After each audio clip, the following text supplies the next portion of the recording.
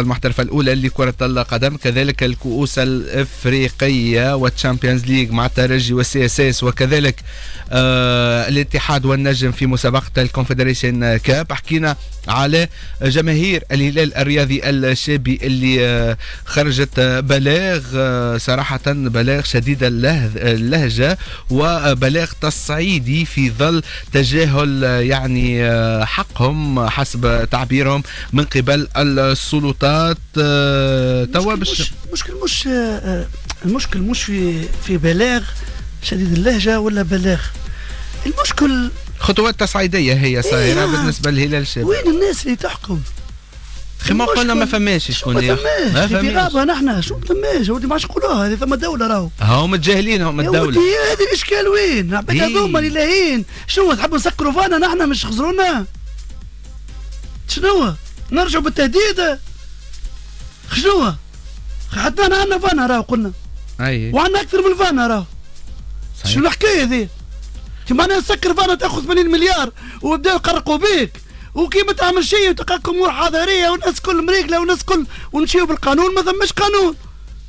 شو تحبوا بالضبط معنا؟ تذكير بالخطوات بالنسبه للخطوات التصعيديه لجماهير الهلال الرياضي الشابي وتنظيم وقفات احتجاجيه يوميه بدايه من الساعه 4 مساء امام مقر المعتمديه، وتدعو بالمناسبه كل اهالي الشابه للحضور بكثافه في هذه الوقفات. دعوه السيد معتمد الشابه لمغادره مقر عمله فورا.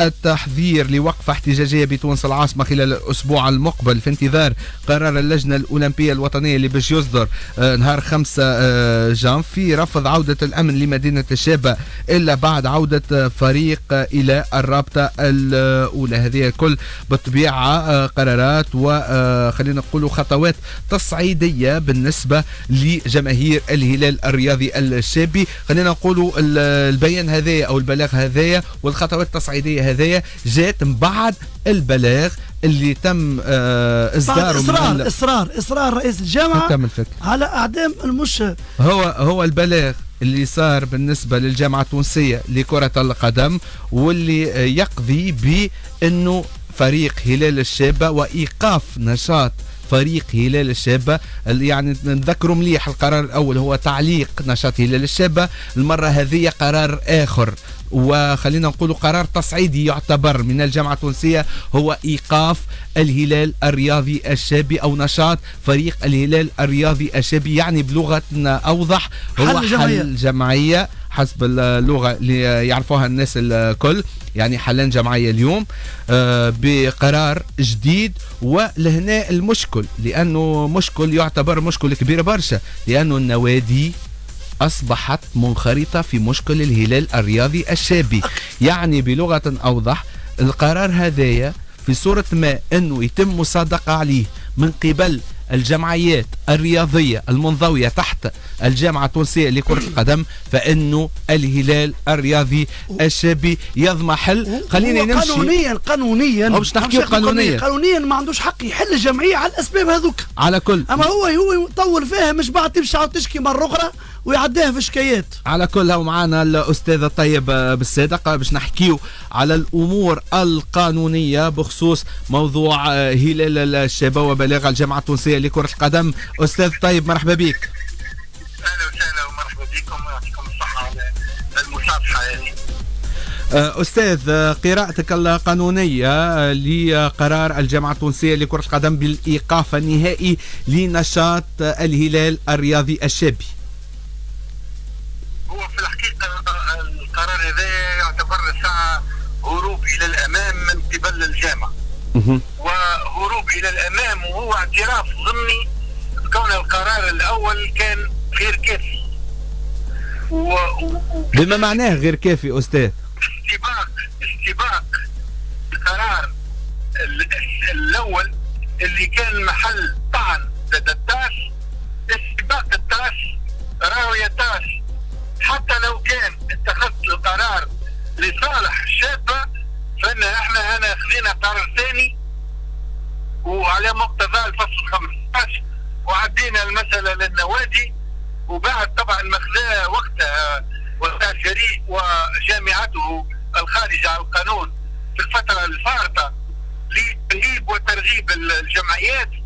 وراهو هذا الناس كل تعرفه، تقريبا كل الجمعيات تتصل بها وطلب منها ان راهو التصويت المره هذه باش يكون معناها مصيري، واهدق عليهم بالوعود وما الى ذلك.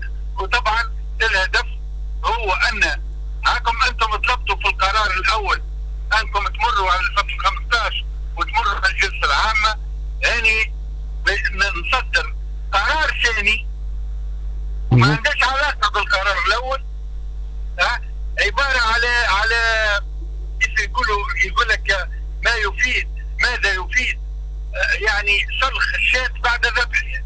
هذا ذبح جمعيه وبعد ما ذبحها يحب يسلخها. يعني للاسف رجل القانون لا يجد للقانون منفذا في خصوص معناها التعسف وعدم الملائمه اللي في قرارات الجامعه هذه، اللي اصبحت بصراحه معناها فاتت الاماره وفاتت التوصيف اللي وصفناه لها سابقا، تصبح معناها عباره على قراصنه اختطفوا مؤسسه او معناها هيكل رياضي في تونس واختطفوه واصبحوا يعملوا زي راسهم اللي يحبوا عليه بدون لا رقيب ولا معناها مانع، باعتباره ان الدوله في سبات عميق، وبالعكس معناها خاضعين للابتزاز وخاضعين للتهديد وما الى ذلك.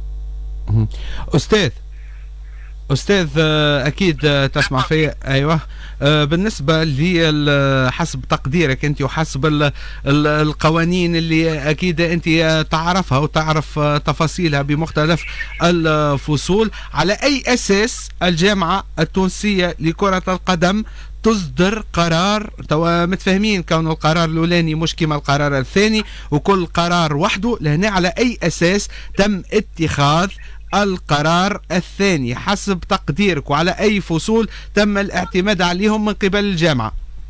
هو اعتمدت على الفصل 15 الجامعة، واعتبرت وقائع أخرى اللي هي الوقائع متاع اللجوء إلى التقاضي العادي أو التقاضي المدني كدافع لاتخاذ قرار ثاني تجاه هلال الشابة، رغم أن القرار الأول معناها مازال حيز التنفيذ وهو معناها محل طعن. الاشكال القانوني لهنا راهو هلال الشابة او اي فريق رياضي هو بمقتضى المرسوم 88 وقبلها القانون 59 للجمعيات، هي جمعية قبل ما تكون رياضية، قبل ما تكون تنتهي للهيكل الرياضية فإنها جمعية. يعني أنت اليوم إذا كانت باش تعمل جمعية رياضية جديدة لازمك تمر بالمرسوم 88 والكتابة العامة للحكومة والإجراءات متاع الرئيس الرسمي وما إلى ذلك. وبعد ما تكون الجمعية تمشي تنخرط في جامعة من الجامعات، وثم جمعيات رياضية ليست منخرطة في جامعات، تنشط في إطار رياضي ولكنها غير منخرطة في الجمعيات. الهيكل القانوني هنا يخضع إلى مرسوم 88 ولا يخضع إلى القانون الأساسي للجامعة التونسية لكرة القدم. يعني لا يمكن حل جمعية اسمها الهلال الشابي إلا بمقتضى قرار صادر عن كاتب العام للحكومة وليس قرار صادر عن الجامعة التونسية لكرة القدم، وإلا كذلك على الجلسة العامة إلا في إطار سحب الانخراط أو عدم الانخراط أو عدم قبول الانخراط فقط. أما الباقي ما يمكنش راهو لأي جمعية أن يتم حلها من قبل جامعة رياضية مهما كانت. يعني حسب ما فهمت من كلامك أستاذ طيب بالصادق، القرار اللي جاء متاع الجامعة التونسية لكرة القدم كونه قرار خاطئ، باعتبار أنه القانون متاع الجمعيات والفصل 88 حسب ما كنت تحكي أنت، يعني بأمر حكومي مرسوم الجمعيات عفوا، يعني اللي هو المرسوم 88، يعني بلغة أوضح جمعية هلال الشابة قائمة الذات إلا بأنه قرار من الكاتب العام للحكومة باش يتم يعني حلنا الجمعية هذه. ما زلنا ونعطيك ان كونتر اكزامبل بسيط صغير في معناها بين قوسين وبشكل سريع. لو فرضنا ويمكن بالنسبه للشاب للاسف ما عندهاش نشاط اخر، لو فرضنا ان عندها مثلا كرة يد ولا كرة سله ولا القرار نتاع الجامعه التونسيه كرة القدم بحل الجمعيه يسري على كرة السله وكرة اليد ولا ما يسريش؟ واضح. كان كونتر اكزامبل. واضح السؤال. ومعايا مكرم اللقام في التفاعل استاذ قاعد معي. مرحبا بك استاذ. ذكرنا بقرار ايقاف منصف خماخ مدى الحياه، نوقفوه في كرة القدم وفي الهاند يولي رئيس وفي الفولي واحد جمهوره. شوف هي راهي هذه لي ديسيجان هما دي ديسيجان نتاع واحد يتخبط. طبعا هو توا في فتره نتاع تخبط، نظرا وان ستطال يد العداله مهما طال الزمن او قصر، باعتبار كون التجاوزات نتاع كبيره برشا والتجاوزات نتاع عديده والملفات لدى القضاء، ومهما طغى وتجبر فيومه قادم، هذا لا شك فيه. لكن باش تعرف اللي الحاله كاريكاتوريه، معناها راك تشوف في القرارات المتخبطه اللي قاعد ياخذ فيها، وهو في الحقيقه يبدو لي ان خاطر خروج القرار باللغه الفرنسيه من ناحيه الكومينيكي هذا باللغه الفرنسيه، وعلى خلاف القرارات السابقه، ومن ناحيه ثانيه معناها خروج القرار بسرعه قبل ان، وهو عارف اللي يسمى بامكانيه ان توا تصير جلسه عامه، هو شبه مستحيل باعتبار الحاله نتاع البلاد في الناحيه الصحيه، الا ان خروج القرار هذا قبل يوم 5 اللي هو يوم معناها القرار نتاع اللجنه المكتب التنفيذي للجنه الوطنيه الاولمبيه، هو بمثابه الضغط والابتزاز لهلال الشابه من ناحيه، ومن ناحيه ثانيه انتم تعرفوا معناها الفتره اللي فاتت سمعنا ان طلب لقاء مع نائب البرلمان وتقابل فعلا، ويبدو ان معناها طلب نوعا ما هدنه، ولكن باعتبار ان هي الشابه على حق ولا يمكنها قبول هدنه في هذا الاطار، اصبح اليوم يبتز ويستعمل في النوادي طبعا باش غدوه يقولها والنوادي هي اللي قررت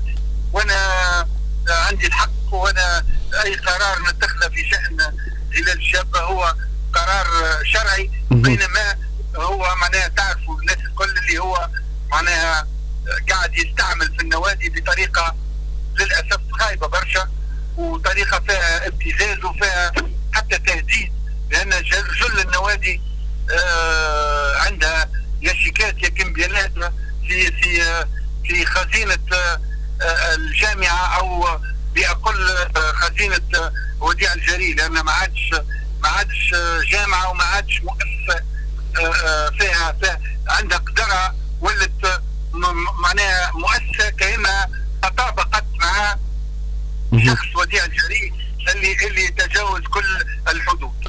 أستاذ لهنا سؤال اكيد باش يتم طرحه، ولو انه كما قلت مازال بكري عليه، في صوره ما انه اليوم الثلاثاء القادم اللجنه الاولمبيه والمكتب التنفيذي للجنه الاولمبيه يعلن تجميد نشاط رئيس الجامعه التونسيه لكره القدم. خليني نقول لك شنو تداعيات القرار هذا وكيفاش باش يتم تطبيقه وشكون باش يطبقوا هذا في صورة ما انه اللجنة التنفيذية يعني قررت بتجميد النشاط. هو شنو باش يصير بالضبط؟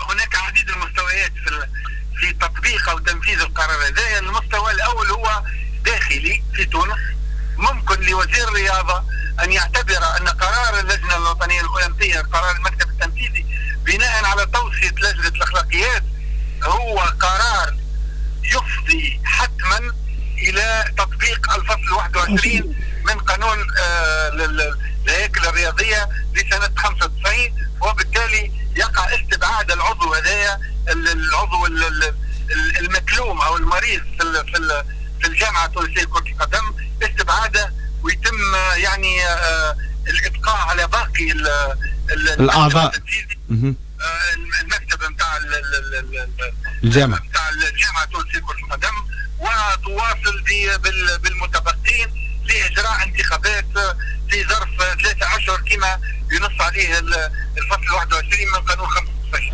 انتخابات لرئيس الجامعه او في الجامعه اون جينيرال؟ المكتب الجامعي ككل يعني في 3 شهور. هو يعتمد القوائم في الانتخابات، وبالتالي رئيس القائمة إذا كان معناها تم معناها إزاحته تزاح القائمة كلها. في صورة هذا على مستوى داخلي. واضح. على مستوى خارجي اللجنة الوطنية الأولمبية تخاطب اللجنة الأولمبية الدولية التي بدورها تخاطب الاتحاد الدولي الرياضي اللي هو الفيفا، الاتحاد الدولي لكرة القدم، اللي هو اتحاد منخرط لدى اللجنة الأولمبية الدولية، وبالتالي تولي العقوبات تصدر من الاتحاد كرة القدم الفيفا، ووقتها ما عادش يكون ثم حتى إمكانية لبقاء وجه الجريء على رأس الجامعة التونسية لكرة القدم بقرار يصدر من الفيفا. أستاذ مش نمشي بك لبعيد أكثر، يعني في صورة ما في 3 شهور هذوك ولا واحد قدم ترشحه لرئاسة الجامعة التونسية لكرة القدم، خاصة أنه تعرف أنت مليح القوانين اللي تم وضعهم بخصوص الترشح لرئاسة الجامعة التونسية لكرة القدم، تقريبا فيهم نوع من التعجيز، خلينا نكون واضحين. يعني في سؤالك مهم جدا جدا وعندي جواب تعرف علاش؟ لأن سبق وتناقشنا في الوضعية هذه. الحل موجود وهو تطبيق القانون. القانون كيف؟ بالرجوع إلى القرارات التي اتخذتها المحكمة الرياضية كناس في تونس في الفترة اللي تم فيها تغيير القوانين الأساسية للجامعة التونسية لكرة القدم. يعني المكتب الذي سيقوم بمواصلة المهام حتى يتم انتخاب هيئة جديدة، فالمكتب هذا يقرر أن يطبق جميع الأحكام التي صدرت سابقا، وبالتالي نرجع في كلمة بورقيبة الكلمة الشهيرة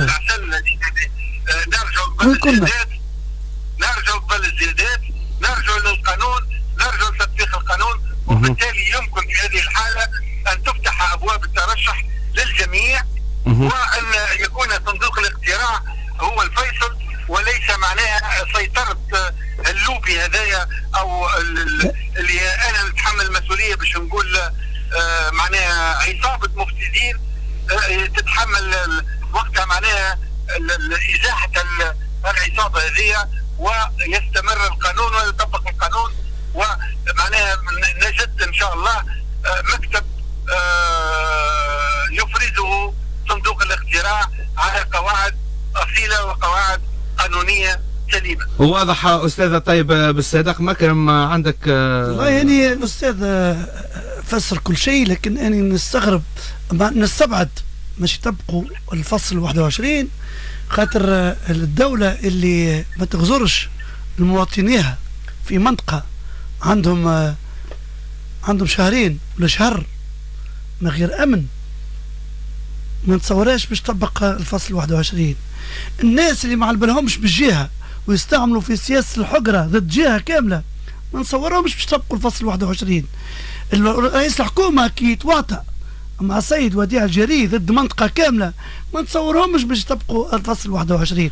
معناها العباد هذوما يا أستاذ فقدنا فيهم الأمل في تطبيق القانون، خاطر هما من أصلهم يعملوا على خرق القانون.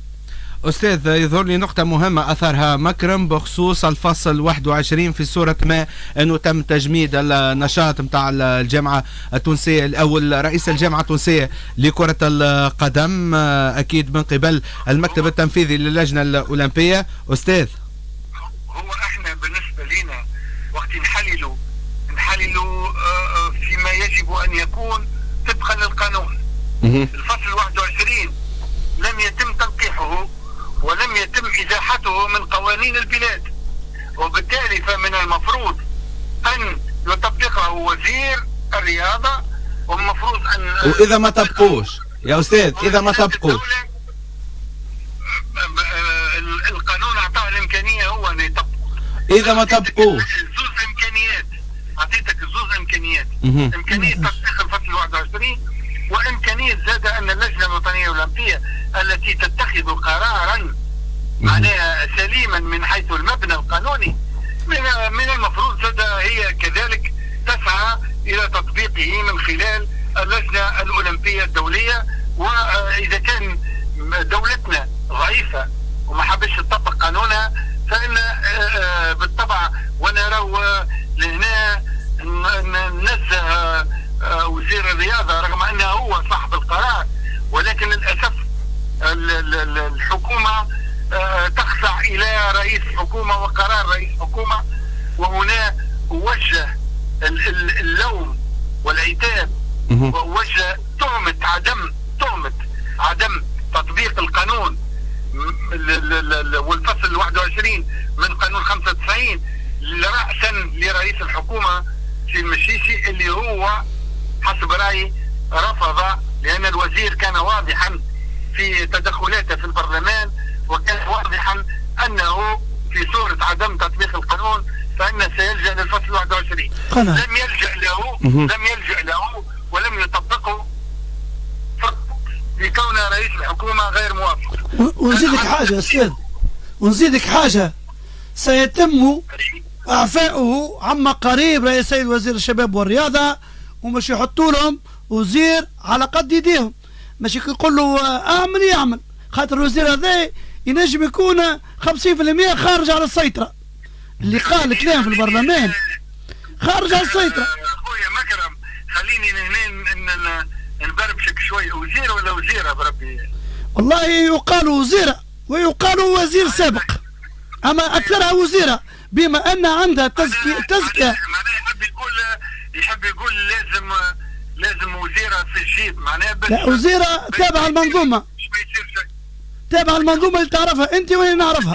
وبالتالي اسمعني، توا الناس الكل اتكشفت قدامها الاوراق ووضحت الصورة، والحرب التي معناها احنا قدنا حرب قانونية، ما هيش حرب ما غير شرعية منذ 2015. مكرم وانت تتذكر الحرب هذه اللي كنا نخوضوا فيها افراد.